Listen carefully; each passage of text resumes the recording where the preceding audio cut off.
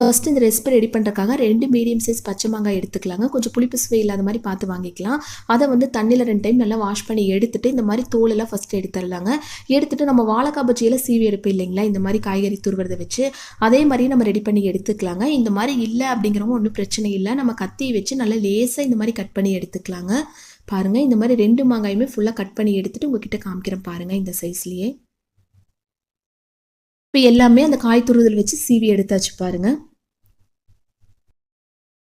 Next ஒரு mixing Pavul எடுத்து 1 cup அளவு கடலை மாவு சேர்த்துக்கலாங்க.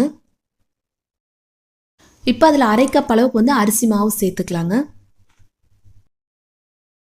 இப்போ இதுக்கு தேவையான அளவு உப்பு சேர்த்துக்கலாங்க. சேர்த்துட்டு ஒரு 3/4 டீஸ்பூன் அளவுக்கு மிளகாய் தூள் சேர்த்துக்கலாம். ஒருவேளை உங்களுக்கு கொஞ்சம் காரம் அதிகமாக வேணும் அப்படின்னா இன்னும் கொஞ்சம் எக்ஸ்ட்ராவாக கூட சேர்த்துக்கலாங்க. சேர்த்துட்டு கொஞ்சமாக பெருங்காயத்தூள் சேர்த்துக்கலாம். இப்போ இதில் கொஞ்சமாக வந்து சமையல் சோடா சேர்த்துக்கலாங்க. சேர்த்துட்டு கொஞ்சம் கலர்ஃபுல்லாக இருக்கிறதுக்காக ஃபுட் கலர் சேர்க்கறதுக்கு பதிலாக நான் வந்து காஷ்மீரி ரெட் சில்லி பவுடர் சேர்த்துருக்கேன். சேர்த்துட்டு தண்ணி எதுவும் சேர்க்காமல் ஃபஸ்ட்டு இந்த மாதிரி நல்லா கலந்து விட்டுடலாங்க. நான் ஃபஸ்ட்டே சொன்ன மாதிரி உங்களுக்கு கொஞ்சம் காரம் அதிகமாக வேணும் அப்படிங்கிறவங்க இன்னும் கொஞ்சம் எக்ஸ்ட்ராவாக கூட நீங்கள் மிளகாய்த்தூள் சேர்த்துக்கலாம்.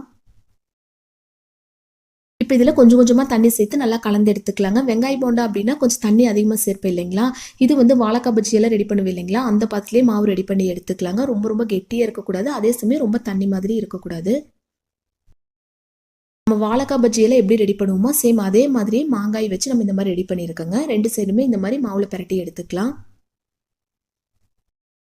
இப்போ ஒரு கடாயில் கொஞ்சமாக எண்ணெய் சேர்த்து எண்ணெய் நல்லா சூடானதுக்கப்புறம் மீடியம் ஃப்ளேம் மாற்றிக்கலாங்க. மாற்றிட்டு இந்த மாதிரி ஒவ்வொன்றா எண்ணெயில் போட்டு பொரிச்சு எடுத்துக்கலாம்.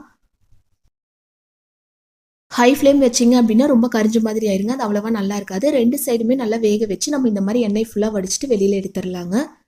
அவ்வளோதான். இந்த மாதிரி மீதி இருக்கிற எல்லாமே ரெடி பண்ணி எடுத்துட்டு உங்ககிட்ட காமிக்கிறேன் பாருங்கள்.